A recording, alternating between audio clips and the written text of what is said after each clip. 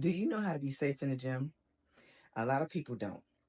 I experience this every day when I'm in the gym watching people. As a trainer, I'm watching form, I'm watching people's posture, I'm watching if someone is actually contracting the muscle versus just pumping, or pulling versus contracting. In this video, we're going to show you some things that you need to incorporate in order to make sure that you are staying as safe as possible in the gym. So tip number one is going to be your gym equipment, right? Equipment as far as what you bring to the gym, not the equipment that's in the gym, not your dumbbells, not your chest press, not all that good stuff. I'm talking about the equipment that you should have at home for yourself, all right? That you should be bringing in your gym bag, okay? So the first one is going to be a pair of gloves, okay? A pair of gloves that have some type of pattern in them. Not only does it help protect your hand against calluses, but it also helps you to grip, okay? When you're gripping dumbbells, when you're gripping, let's say the machine, it gives you a better grip, all right? When you, especially for beginners, I would highly encourage you to invest in a pair of gloves. Now, these are just basically it's a standard pair of gloves. You know, they have different pairs, some that help with your wrist support if you have weak wrists.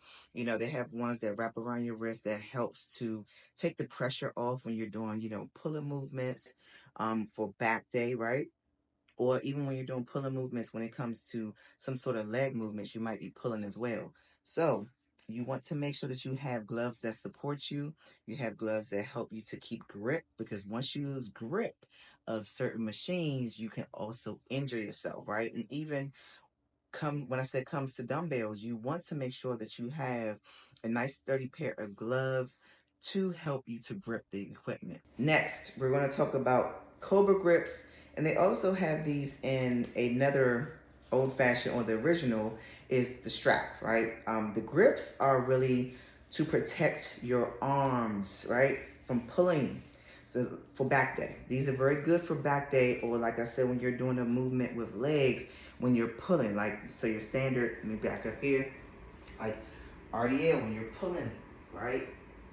Pulling, this helps you get a better grip. When you're doing anything where you have to bring the back up, you have to bring the back down, this right here will help you to grip it better. It'll take the pressure off of your wrist, and it'll take the pressure off of your arms, and you'll be able to lift heavier. So I strongly suggest that you guys get these for safety reasons, especially when you are a beginner. But even pros still use these grips to get a better grip on machines, to get better posture and to be able to keep your form. This is literally a lifesaver when you're going heavy. The third essential is going to be a back brace. I cannot, express this enough. This right here keeps that spine straight when you're doing heavy movements like your deadlifts, right? Deadlifts, anything going down. Even when you're doing anything, the posterior chain, you want to make sure that you have this on, right? When you're doing a back day, heavy back day, like I said, it keeps that spine aligned. When you're doing anything with legs, when you're going down, when you're coming down, you want to make sure that your spine is aligned. This right here is going to help you. It's going to help take some of the pulling pressure off, and it's also going to help to protect your spine and keep the back straight. Guys, when I tell you that this is essential, especially when you are lifting heavy on your leg days and on your back days, please invest in a back brace. It will save you from a world of pain and a world of physical therapy if you make sure that you're using this during your leg days and your back days. Hell, I know some people that use it just period, just to keep their, core engaged, just to keep their back straight. They use it every time they're in the gym, especially if you already have back problems. You want to make sure that you're helping your back more than you're harming it. So invest in a back brace. All right? Lastly, what you need to do when you're in the gym is slow down and make sure that you're actually contracting your muscle. I cannot express this enough. When I am in the gym, I see a bunch of huh, huh, huh, not enough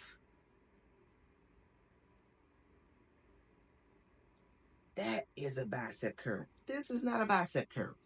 That is just flinging the weight. There's no control. There is no contraction. There's no nothing. It's just a pump. You're not doing anything. And this is most likely why a lot of guys, why people, period, do not see any adaptations in the gym, because you're literally just flinging around a bunch of weight. You're not making the muscle contract. You're not slowing down on the positive. You're not slowing down on the negative. You're not making sure that the muscle is actually working. In fact, what you're doing is just cardio. You're doing cardio with weights versus actual weight resistance, right? When you are making sure that you go slow in the negative and slow in the positive, you're actually contracting your muscles. You're making your muscles work. Okay? So you have to slow down. If you cannot keep proper form and proper control with the weight, then you need to go down in weight. We got to get away from the ego lifting, right? It's not about how much weight you lift. As you progress in your weightlifting career and as you get smarter in your weightlifting career, you should already know that lifting a bunch of weight is not necessarily going to make you grow. It's not going to make your muscles grow. It makes you stronger. Muscle synthesis, muscle growth comes from proper form, actually hitting the muscle that you are targeting, making that muscle contract, and it comes from your nutrition. It does not come from lifting a bunch of weight. A bunch of weight is for powerlifters. If you're trying to get hypertrophy, if you want to see muscle definition, if you want to see growth, if you want to see separation, you have got to make sure that your form is good. You have to make sure that you're actually contracting the muscle, and you got to make sure that you're actually feeding the muscle. How do you feed the muscle? Through protein. Okay?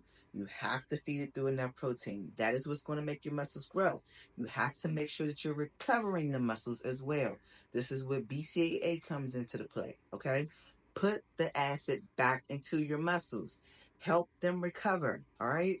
Make sure that you are foam rolling. Make sure that you are stretching. Make sure that you are giving the muscles the proper recovery methods to feel safe to actually recover. Therefore, they are going to grow. Guys, I'm telling you, these are all methods that athletes that, like myself, athletes that I know personally, and all the pros, if you look at their pages, they showing that they're getting stretched, they're getting massages, they are actually recovering. You have to recover. You can't just go, go, go and not recover your body. You're putting too much stress in your body. You're not allowing it to grow. You're not allowing it to relax and feel safe to grow. All right. And then you also, I almost forgot about this, you got to make sure that you are sleeping. If you are not sleeping, if your body does not feel rested when you wake up and you feel like you about to fly to the gym and lift a bunch of weights, I am going to tell you to skip that day. That's just me. I'm going to tell you to skip that day just because you are prone to injury when you are tired. If your body is not relaxed, if your body is already stressed and wound up too tight, and you don't properly warm up, you could be susceptible to injury because your body is already under a lot of stress. If it's not comfortable, if you are not, if it's not recovered, and you go in there with 4 or 5 hours of sleep and you're trying to work a heavy set, it's a high probability that you're going to hurt yourself. It's a high probability that you're going to strain, tendons and ligaments, and you're going to, put a lot of unnecessary wear and tear on your joints. If you would just took that day off, listen to your body and rest. You have to rest. You have to allow your body to recover, okay? So those are my tips on how to stay safe in the gym. Get that equipment, nourish your body, rest, recover, and I promise you, you'll see more results than you probably have, or if you would, just trying to lift a bunch of weight. All right. So next time, peace out, y'all.